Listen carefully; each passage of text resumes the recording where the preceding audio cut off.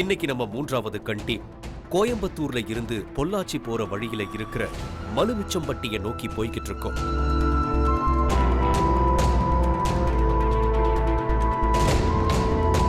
அங்க நாகமலைங்கிற இடத்துல நாகசக்தி அருள் பீடம்னு ஒன்ன நிறுவி பாபுஜி சுவாமிகள் பல அற்புதங்களை செஞ்சுக்கிட்டு வர்றதா கேள்விப்பட்டு இப்ப அங்கதான் போய்கிட்டு இருக்கோம்.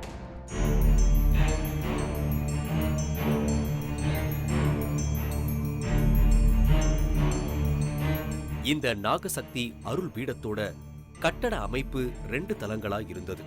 தரை தளத்துல பாபுஜி சுவாமி அருள்வாக்கு சொல்ற இடமும், முதல் தளத்துல நாகசக்தி அம்மன் ஆலயமும் அமைஞ்சிருந்தது.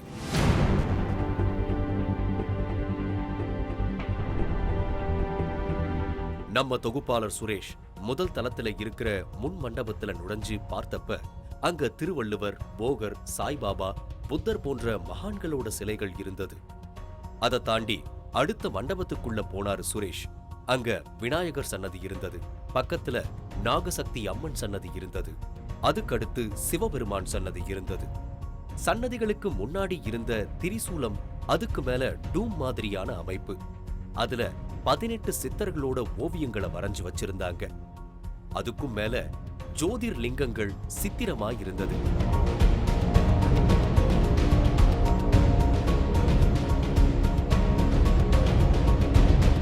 கொஞ்ச நேரத்துல இங்க வந்தாரு பாபுஜி சுவாமிகள்.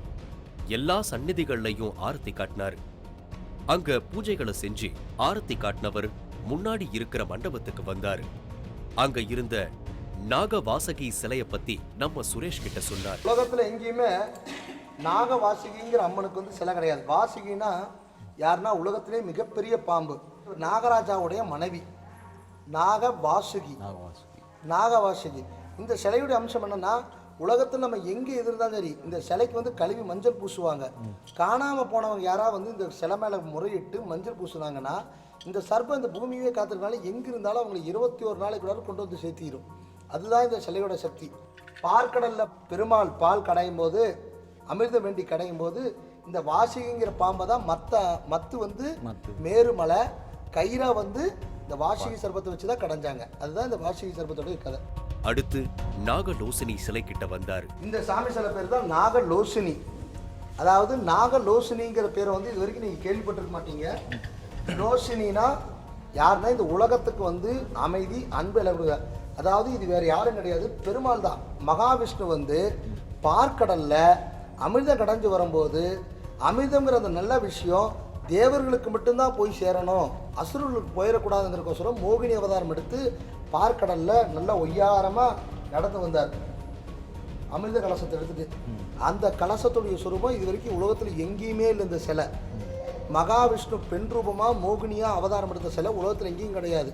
அன்னை பராசக்தி என கனவுல தோன்றி உடல் நோய்வாய்ப்பட்டவங்கள், மனக்குழப்பம் அடைஞ்சவங்கள்லாம் வந்து தீரணும்னா இந்த சிலையை நிறுவுன்னு சொன்னனால நாக லோசினின்னு பெயரிட்டு இந்த சிலையை நான் நிறுவியிருக்கேன். இது மகாவிஷ்ணுடைய பெண் அவதாரம். மகாவிஷ்ணுடைய பெண் அவதார சிலையை உலகத்தில் எங்கேயுமே இல்லைங்கிறது நீங்களும் ஆராய்ச்சி பண்ணி தெரிஞ்சுக்கலாம். அவர் தான் வந்து கீழே அமிர்த கலசம். உடல்நலத்தில் கோளாறு இருக்கிறவங்களாம் இந்த இதுக்கு வந்து குங்குமம், மஞ்சள் 2 கலக்கி இந்த சாமி சிலை மேலே பூசி அந்த அமிர்த கலசத்தை தொட்டி இப்படி தேய்ச்சேனா போதும் அந்த நோய் நல்லாயிடும். அடுத்ததா புத்தர் சிலைக்கு ஆரத்தி காட்டினவர்கிட்ட இங்க புத்தர் சிலை எதுக்காக வந்திருக்குன்னு கேட்டாரு நம்ம தொகுப்பாளர் சுரேஷ். புத்தர் எங்க வச்சிருக்கேன்னா, இது ஒரு இந்து மதத்திற்கு மட்டும் பொறுப்பற்ற கோயில் கிடையாது, சர்வசமய பீடம். இது சர்வசமய பீடம். அதனால அன்பு தான் ஆண்டவருடைய சிறந்த வழி. எவ்வளவு துன்பம் நம்ம கொடுத்தாலும் அன்பான எல்லாத்தையும் ஜெயிச்சிடலாங்கிறதுக்கு தான் புத்தரை வச்சிருக்கேன். ஆசை அதிகமாக படாமல் கடவுள் கொடுத்து வச்சு சந்தோஷம் அடைகிறவன் தான் வாழ்க்கையில் சந்தோஷமாக இருக்க முடியும். ஒரு மனுஷன் துன்பப்படுறது காரணம் அவனுடைய பேராசை பெருநஷ்டங்கிறது இருக்கக்கூடாதுங்கிற விஷயம் தான். மக்கள் அன்பாக இருக்கணும், பொறுமையாக இருக்கணும், கடவுள் கொடுக்கறத வச்சுட்டு போதுங்கிற மனப்பக்குவத்தில் வந்து புத்தரை தியானம் பண்ணுற மாதிரி வச்சிருக்கேன். அடுத்து மகாபோகர் சிலை கிட்ட வந்து நின்னவரு இவர்தான் தன்னோட குருன்னு சொன்னாரு. அதோட முன் ஜென்மத்துல இவரு போகரோட சீடரா இருந்ததாவும் அவருடைய வழிகாட்டுதல் படிதான் இந்த நாகமலைக்கு வந்து அருள் சக்தி பீடத்தை ஆரம்பிச்சதா சொன்னார். எல்லாரும் கேட்பாங்க, போகருக்கு வந்து சீடர்கள் இருந்தது வந்து புலிப்பாணி, கருவூரார், காலக்கிநாதர், இவங்களாம் இதுக்கு ஆதாரம் இருக்குது, நீங்க இருந்ததுக்கு ஆதாரம் இருக்கலாம்னு கேட்கலாம். அதாவது ஒரு சாமியார்கிட்ட வந்து 100கணக்கான சீடர்கள் இருப்பாங்க. அதில் யார் முதன்மை பெறாங்களோ அவங்க பேர் தான் வெளியே இருப்பாரும். எங்கிட்டயே ஒரு ஆயிரக்கணக்கான சீடர்கள் இது வரைக்கும் இருந்திருப்பாங்க. எல்லாத்து பேரும் வெளியே வந்திருக்குமா? வராது. அது எப்படின்னா போகர்கிட்ட வந்து நாங்கள் பச்சிலை பொறுக்கி தர்றது, அவர் வந்து நவபாசன சிலை செய்யும் போது வேண்டிய பொருளை அரைச்சி தர்றது, அவருக்கு உதவியாளராகவும் கூடவே இருந்தேன். அப்போ இருக்கும்போது தான் நானும் அவர்கிட்ட கேட்டேன், இந்த மாதிரி சித்து சக்திகள் எல்லாம் நான் செய்யணும்னு விரும்புகிறேன், எனக்கு அருள் கொடுங்க சாமின்னு கேட்கும்போது தான் போகர் சொன்னார், உன்னை நீ உணர்ந்தீங்கன்னா இந்த சித்து உனக்கு தன்னால் வந்துடும் அப்படின்னாரு. என்ன உணர்னா என்ன வழின்னு சொல்லும்போது தான், நீ மேற்கு நோக்கி போ, ஒரு குன்று வரும், அந்த குன்றில் வந்து நீ தவம் பண்ணு அப்படின்னார். அப்போ மேற்கு நோக்கி மருதமலை நோக்கி தான் நான் வந்தேன். மருதமலை நோக்கி வரும்போது எனக்கு மருதமலைக்கு வழி தெரியல, இது ஒரு சின்ன குன்றாக இருந்தது. அந்த காலத்தில் இந்த குன்றுக்கு பேர் நாகமலை குன்றுன்னு பேர். இங்கே முழுக்க முழுக்க பாம்புகளாக இருக்கப்பட்டிருந்தது. அப்போ இந்த இரவில் வந்து நான் இங்கே இருந்து என்னுடைய காலத்தை கழிச்சதான் எனக்கு முற்பிறவியில் நடந்த ஞாபகம் இருக்குது. அப்போ ஒரு பௌர்ணமி அன்னைக்கு நான் கையில் பால், தேங்காய், வெத்தலை பாக்கு வச்சு வெள்ளிங்கிரியில் போய் தவம் பண்ணாட்டு போய் கும்பிட்றதுக்கு போகிறேன். அங்கே போய் என்னை அறியாமல் நான் கும்பிட்டு இருக்கும்போது எனக்கு வந்து அம்மனுடைய காட்சி அன்று இரவு நான் படுத்து தூங்கிட்டு இருக்கும்போது சொல்லுது, நான் யாருன்னு சொல்லிட்டு. என்னுடைய முற்பிறவியெல்லாம் ஞாபகத்துக்கு வந்துருச்சு. முற்பிறவிக்கு வந்து நீ போகருடைய சீடராக இருந்த, போகர் உன்னை வந்து இந்த இடத்துக்கு அனுப்பிச்சிருக்காரு, இப்பிறவியிலே உனக்கு அந்த சித்துக்கள் பழிக்கும், நீ கிட்டத்தட்ட 4-5 பிறவி கடந்து வந்துட்ட, 4-5 பிறவியிலையும் உனக்கு நீ செஞ்ச தவத்தில் பலன் கிடைக்கல, இந்த பிறவியில தான் உனக்கு பலன் கிடைக்கும்னு சொன்னா. அப்படி இன்னொரு ஆச்சரியமான விஷயத்தையும் சொன்னாரு. அதாவது நாட்டுல பன்றி காய்ச்சல் பரவுன நேரத்துல இவர் போய் தவம் இருந்திருக்காரு. அப்ப போகர் தோன்றி அந்த பன்றி காய்ச்சலுக்கான மருந்த சொன்னதா சொல்றாரு.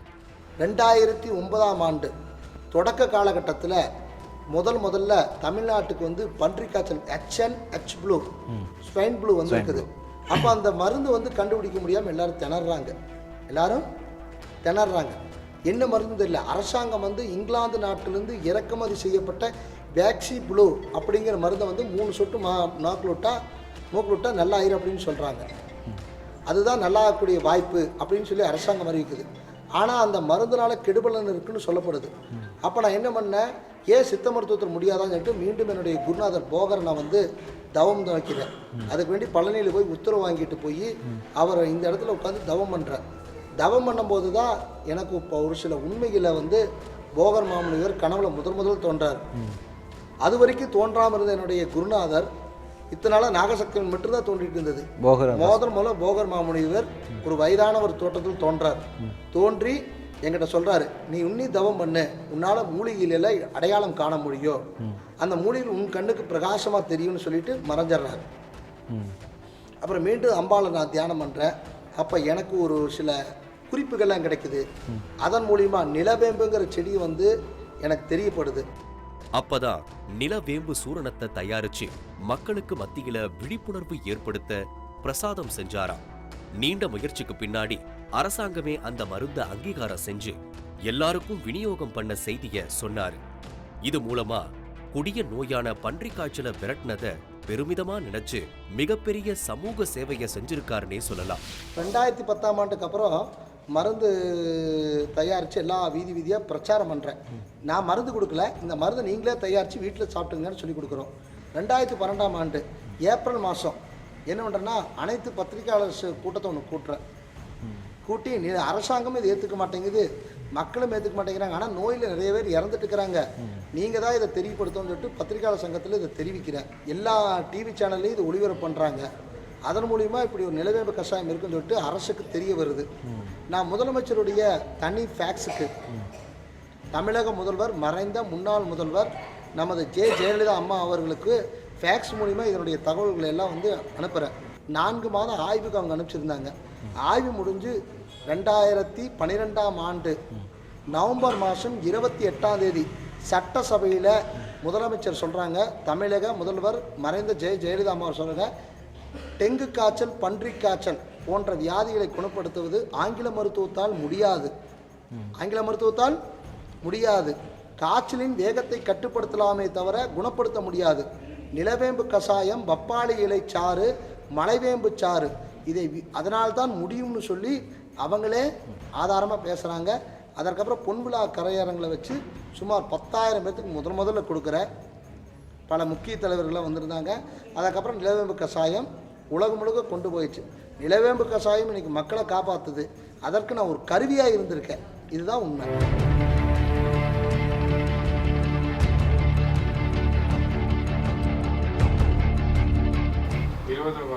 இத்தனை நாளுமே இவ்வளோ தூரத்தில் உனக்கு 20 நோட்டு தெரிஞ்சிருக்குமா? மூன்றாவது கண் புதிய பார்வை இடைவேளைக்கு பிறகு. மூன்றாவது கண் புதிய பார்வை தொடர்கிறது. இன்னைக்கு நம்ம மூன்றாவது கண் டீம் கோயம்புத்தூர்ல இருந்து பொள்ளாச்சி போற வழியில இருக்கிற மலுமிச்சம்பட்டியை நோக்கி போய்கிட்டு இருக்கோம்.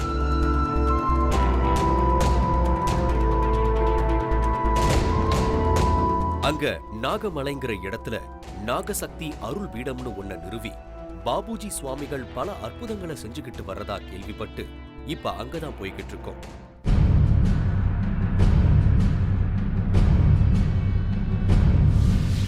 அடுத்ததா திருவள்ளுவர் சிலை கிட்ட வந்தாரு.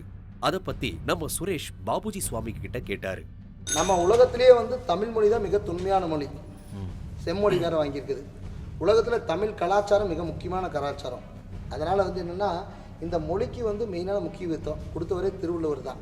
அது மட்டும் இல்லை, ஒரு மனிதன் வாழ்க்கை எப்படி வாழணுங்கிறது ஒரு அகரமுகர எழுத்தெல்லாம் ஆதி பகவான் முதற்றே உலகம்னு சொல்லியிருக்காரு. ஒரு மனிதன் செந்நன்றி கொண்டவருக்கு முய்வுண்டாம் முய்வில்லை செய்நன்றி கொன்ற மகருக்கு, இப்படி பல குறளில் சொல்லியிருக்காரு. அதனால் இந்த மடத்தில் திருக்குறள் வகுப்பு எடுத்துகிட்டு இருக்கிறோம். பக்தர்களுக்கு திருக்குறள் நான் எப்பவும் சொல்லுவேன்.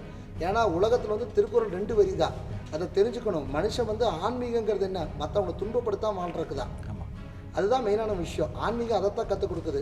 நீ பூஜை பண்ணு, கோடிக்கணக்கில் சாமி பணத்தை கொண்டு வந்து கொடு, சாமியாரை கோடீஸ்வரனாக்கு, சாமிக்கு நிலத்தை எழுதி வை, இதெல்லாம் கேட்கல. மற்றவங்களுக்கு துன்பம் கொடுக்காம வாழு, மற்றவங்க செய்யக்கூடிய நல்லதை கெடுக்காம வாழு. அவர் தான் அவர் சொன்ன வார்த்தை எனக்கு ரொம்ப பிடிச்சது.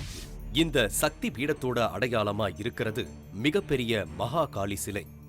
இங்க வந்த சுவாமிகள் காளியம்மன் தன்னோட கனவுல சொன்னதா சில விஷயங்களை சொன்னார்.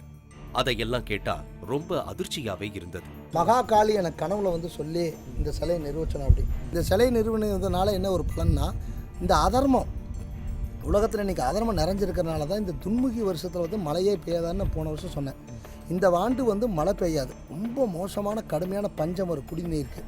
அது மட்டும் இல்லை, தமிழக அரசியலில் ஒரு பெரிய மோசமான ஒரு மாற்றம் ஏற்படும் அப்படின்னு சொன்னேன். அதே மாதிரி ரொம்ப மாற்றங்கள்லாம் தமிழக அரசியல் நடந்துட்டு இருக்குது. இது எல்லாம் இந்த அம்மாள் எனக்கு சொன்னதை தான் நான் சொல்லியிருக்கேன். இந்தியா இன்னும் 10 வருஷத்துல வல்லரசு ஆகும்னு சொன்னதோட நிலநடுக்கம் குறைஞ்ச அளவே வரணும்னு யாகம் பண்ண போறதா ஒரு ஆறுதலான விஷயத்தையும் சொன்னார். வல்லரசுன்னு எடுத்துட்டா அமெரிக்கா, ரஷ்யா 2 தான். America, Russia. ஆசியா கண்டத்தில் சைனா, இதுதான் வல்லரசு. இப்போ இது எல்லாம் தாண்டி உலக வல்லரசுகள் பட்டியலில் உலகத்துக்கு மிகப்பெரிய சக்தி தரக்கூடிய நாடாகவும் பிற்காலத்தில் பொருளாதார ரீதியாகவும் மிகப்பெரிய நாடாகவும் இந்தியா விளங்கும். இந்த வருஷத்தில் ஏதாவது பெரிய ஏற்கனவே அந்த மாதிரி நிலநடுக்கம், சுனாமி அந்த மாதிரி எதுவும் இருக்கிறதுக்கு சான்ஸ் இருக்கா? இந்த வருடத்துடைய கடைசி, அதாவது துன்முகி வருடம் ஒன்றா இந்தியாவில் கண்டிப்பாக ஒரு நிலநடுக்கத்துக்கு வாய்ப்பு இருக்குது. அதெல்லாம் மாற்றம் இல்லை. ஆனால் நிலநடுக்கம் வந்தால் எவ்வளோ மோசமான பின்விளைவுகள் வரும்னு எனக்கு தெரியும். அது வரக்கூடாதுங்கிறதுக்கு வேண்டி உலக நலன் வேண்டி ஒவ்வொரு வெள்ளிக்கிழமையும் நான் பூஜை பண்ணிட்டு இருக்கிறேன். அந்த நிலநடுக்கம் வந்தாலும் 5.2க்குள்ளார் நின்றணும். 6.7, 7.8ன்னு வந்துடக்கூடாது. ஒரு நிலநடுக்கம் வரும். அது குறிப்பாக சென்னை மாநகருக்கு ஒரு நிலநடுக்கம் இருக்குது. சென்னை மாநகருக்கு நிலநடுக்கம் இருக்குது. பெரிய ஆபத்து வராமல் தடுக்கப்படும். பெரிய ஆபத்து வராமல் தடுக்கப்படும். நிலநடுக்கம் வரும், உயிர் சேதங்கள் வராது. அடுத்ததா காவல் கருப்பசாமிக்கும் மகா சண்டிக்கும் பூஜைகள் பண்ணவரு அடுத்து கோயிலுக்கு வெளியில இருந்த ராகு கேது சிலை கிட்ட ஒரு அபூர்வமான தகவலை சொன்னார். இந்த சிலைகள் மேல பாலை ஊத்துனா நீல நிறமா மாறுறதா சொல்லி பாலை ஊத்தி காட்டினாரு.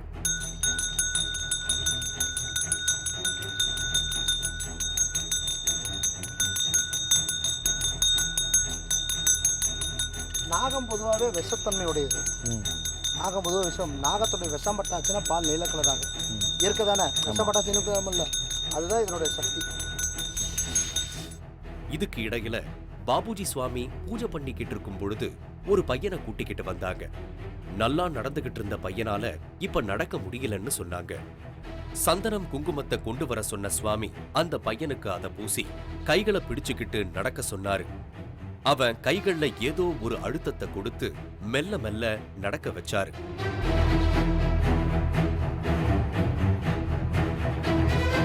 பையன் தத்தி தத்தி தானாவே நடக்க ஆரம்பிச்சான். எல்லாரும் உற்சாகத்துல சுவாமியோட சக்தியை நினைச்சு கைதட்டி ஆரவாரம் பண்ணதை பார்க்க முடிஞ்சது. அவளை நம்பி இருக்கிறவங்க நாகசத்தியமா நல்லதே தருவா. சரியா? அவளை முழுசாக நம்பிடுங்க. நம்பினவர் கைவிடப்படுவதில்லை, நான்மறை தீர்ப்பு. தெய்வத்தால் மட்டும்தான் இந்த விஷயம் முடியும். நானும் உங்களை மாதிரி சாதாரண மனுஷன்தான். உண்மையான பக்தி, அன்பு, பரிபூர்ணமான நம்பிக்கை வச்சதுனால தான் இன்னைக்கு எல்லா சுத்து விளையாட்டும் நடக்குது. அடுத்து பாபுஜி அருள்வாக்கு சொல்ற கீழ்த்தலத்துக்கு வந்தோம். நிறைய பேர் காத்துக்கிட்டு இருந்தாங்க. எல்லாரோட கைகள்லையும் உடைச்ச தேங்காயும் அதுல எலுமிச்சம் பழமும் இருந்ததை பார்க்க முடிஞ்சது. பாபுஜி சுவாமிகள் உள்ள போய் அங்க இருந்த அம்மனுடைய உற்சவ மூர்த்தத்தை வணங்கிட்டு பூஜைகளை பண்ணிட்டு உட்கார்ந்தாரு. இந்த நேரத்துல மரத்தாலான ஒரு வேலை எடுத்து சுரேஷ் கிட்ட காட்டினாரு. அத பத்தி கேட்டதுக்கு தவத்துல இருக்கும் பொழுது நாகசக்தி அம்மன் தனக்கு கொடுத்த வேல் இதுன்னு சொன்னாரு. இந்த வேலுக்கு பூஜை செஞ்சுட்டு தான் அருள்வாக்கு சொல்றது, மருந்து கொடுக்கறது எல்லாம் செய்வாராம் பாபுஜி சுவாமிகள். இந்த வேல் தான் அம்பாள் எனக்கு முதல்ல கொடுத்தது. அம்பாள் கனவுல சொல்லி உடனே இந்த வேல் கொடுக்கப்பட்டுச்சு. இந்த வேலில் வந்து நான் இது வரைக்கும் யாருக்கும் எந்த சித்துக்கள் பண்ணல. இது எனக்கு மட்டும் நான் தேவைப்படுற நேரத்தை எடுத்து பூஜை பண்ணுவேன். இது மூலிமா உங்களுக்கு நிறைய பவர் கிடைக்கும். இதன் மூலிமா தான் நான் வச்சு ஒரு 1/2 மணி நேரம் கும்பிட்டேன்னா உடனே அம்பாளில் காட்சி கொடுப்பேன். மனிதர்களுக்கு நோய்கள் வர்றதுக்கு காரணம் என்னன்னு ஒரு விஷயத்த சொன்னாரு சுவாமி. இந்த நேரத்துல கண் பார்வை சரியா தெரியலன்னு ஒருத்தர் வந்தாரு. அவருக்கு சில மாசமா கண் பார்வையில குறைபாடுகள் வந்திருக்கா. நம்ம பாபுஜி சுவாமி அவருக்கு கொடுத்த சாதாரண ட்ரீட்மெண்ட் எப்படி ஒர்க் அவுட் ஆகிருக்குன்னு பாருங்க. வல்லவனுக்கு புல்லு ஆயுதங்கிறது என்னோட விஷயம். இது ஒரு சாதாரண ஆணி. இந்த ஆணி எவ்வளவு வித்தைகளை செய்து பாருங்க. சொல்ல தம்பி. ஓம் சக்தி, பராசக்தி, நாகசக்தி, சரணம் அம்மா. இந்த கல்லை வந்து தம்பி நல்லா கை முழுக்க இப்படி தேய்ச்சிட்டே இரு. நல்லா தேய், நல்லா தேய், அழுத்தி அழுத்தி தேய். தேய்ச்சிட்டியா? இப்போ உனக்கு இழந்த கண் பார்வை கட்டுறதுக்கு நாகசக்தியனுடைய அருள் உனக்கு கிடைக்க போகுது.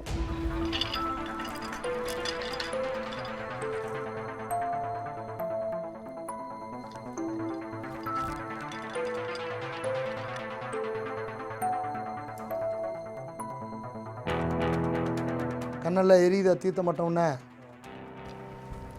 இப்போ முழி. இப்போ என் முகம் பிரகாசமாக தெரியுது உனக்கு? சவுண்டாக சொல்லு. வெளிச்சமாக தெரியுது. என் முகம் வெளிச்சமாக தெரியுது.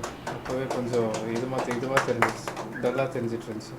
இப்போ பக்கத்துலேருந்தே என் விரல் தெரியல நீ இல்லை. இப்போ வந்து நான் உனக்கு வந்து சின்ன எழுத்துக்கள். உனக்கு தமிழ் படிக்க தெரியுமா இல்லை இங்கிலீஷ் படிக்க தெரியுமா? இதை படி பார்க்கலாம். Who turned sorrows into success in the Kali Yuga? Who is he? Devotees experience based on true incidents. History of Sri Nagamalai Nagashakti Amman Arul Peedam. Publisher Arulmiga Nagashakti Amman Social Spiritual Devotee Trust. 20 இத்தனை நாளுமே இவ்வளோ தூரத்தில் உனக்கு 20 note தெரிஞ்சிருக்குமா? இல்லை sir, இல்லை தெரிஞ்சதில்லை. இப்போ கிளியராக தெரியுது. தெரியுதா? எழுத்துக்கள் தெரியுதா? அந்த 20ங்கிற எழுத்து தெரியுது சார்.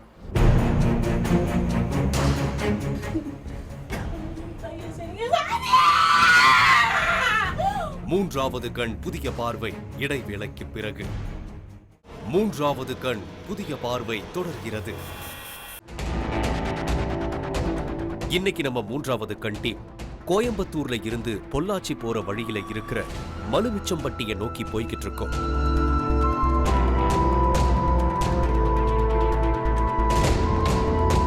அங்க நாகமலைங்கிற இடத்துல நாகசக்தி அருள் பீடம்னு ஒன்ன நிறுவி பாபுஜி சுவாமிகள் பல அற்புதங்களை செஞ்சுக்கிட்டு வர்றதா கேள்விப்பட்டு இப்ப அங்கதான் போய்கிட்டு இருக்கோம்.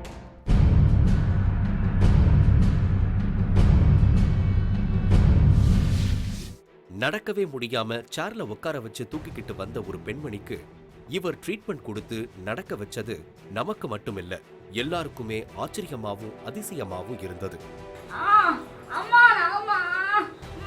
என் உடம்புல இருந்து கரண்டா இருக்க மாதிரி இருக்குதாமா? சொல்லு.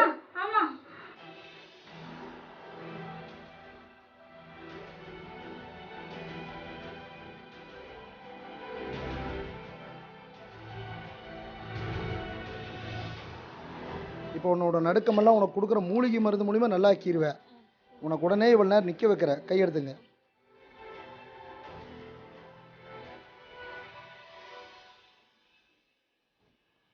இப்போ கையெடுத்து போட்டு கும்பிடு. உனக்கு வராத கை மேலே வரட்டும். நல்ல மேலே தூக்கு. ஓம் சக்தி. கையை தட்டு தட்டு. நீ உனக்கு ஒரு சிகிச்சை தர்ற, இந்த கல்லை மட்டும் உருட்டு, நீ இப்போ ஓடுவாரு, உருட்டு நல்லா வேகமா.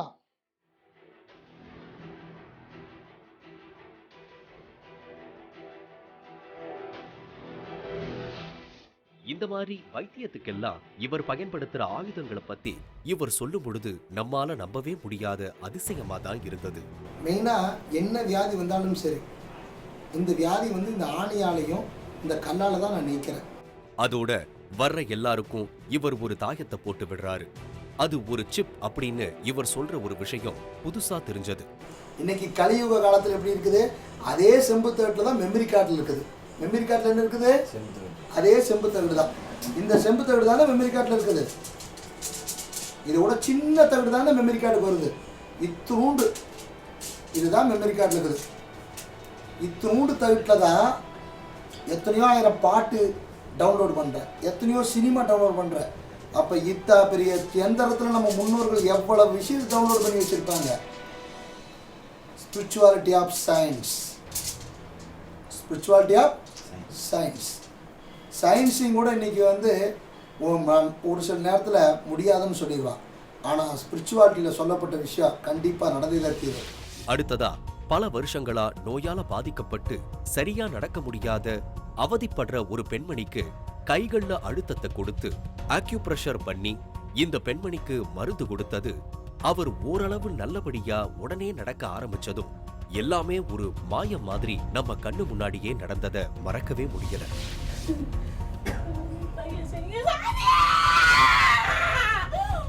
இப்ப நட நீ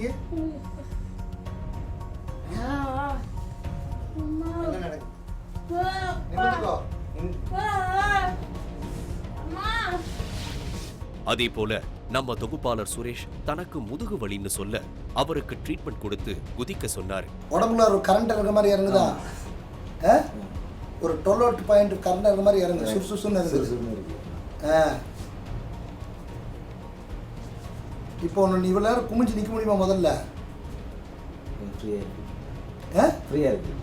இப்போ நீ குதி வரலாம், குதிச்சிட்டே இரு, நான் சொன்ன மாதிரி குதிச்சிட்டே இரு. முதல்ல நீ குதிச்சா முதுகு வலிக்குமில்ல, லைட்டாக இருக்கும். இப்போ இப்படி இங்க தன்னை தேடி வர்றவங்க எல்லாருக்கும் ஜாதி மத வித்தியாசம் பார்க்காம நாகசக்தி அம்மன் அருளால தன்னால முடிஞ்ச நல்லதை செய்துகிட்டு வர்றாரு பாபுஜி சுவாமி. இங்க வர்ற எல்லாருமே அந்த நேரத்துல ஓம் சக்தி, பராசக்தி, நாகசக்தி தாயே சரணம் அம்மான்னு மனமுருக வேண்டிக்கிறத நம்மால பார்க்க முடிஞ்சது. சித்தர்கள் அருளாலையும் நாகசக்தியோட கருணையாலையும் பல பேருடைய நோய்களையும் பிரச்சனைகளையும் தீர்த்து வைக்கிறதா சொல்றாரு பாபுஜி சுவாமிகள். ஒரு மனுஷனுக்கு நோய் வர்றதுக்கு மூல காரணம் வாதம், பித்தம், கபம். இந்த மூணும் வந்து சமநிலை இல்லாததான். அதனால இந்த ஆணியில் வந்து எந்த இடத்துல வாதம் எச்சா இருக்குது, எந்த இடத்துல பித்தம் எச்சா இருக்குது, எந்த இடத்துல கபம் எச்சா இருக்குதுன்னு தொட்டு அதை சமப்படுத்துகிறோம். உதாரணமாக வந்து கை விடணும்னா இப்படி தொட்டோம்னா இந்த பித்தம் கம்மியாயிரும், இந்த இடத்துல கொட்டோம்னா கபம் கம்மியாயிரும், இந்த வாதம் கம்மியாயிரும். அப்புறம் இந்த கல்லை வச்சு இப்படி உருட்டணும் 5 நிமிஷம். இந்த கல் சூடாகிற வரைக்கும் நோயாளிகளை உருட்டு சொல்கிறோம்.